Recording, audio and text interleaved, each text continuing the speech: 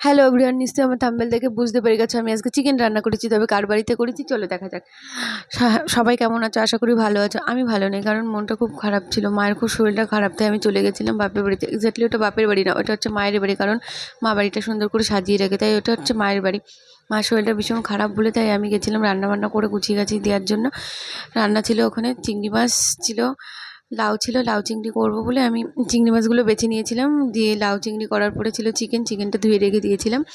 চিকেনটা কষিয়ে গাছিয়ে নিয়ে তেলের পরে দিয়ে চিকেনটা রান্না করার আগে আমি না মানে মশলাটা কষিয়ে নিই।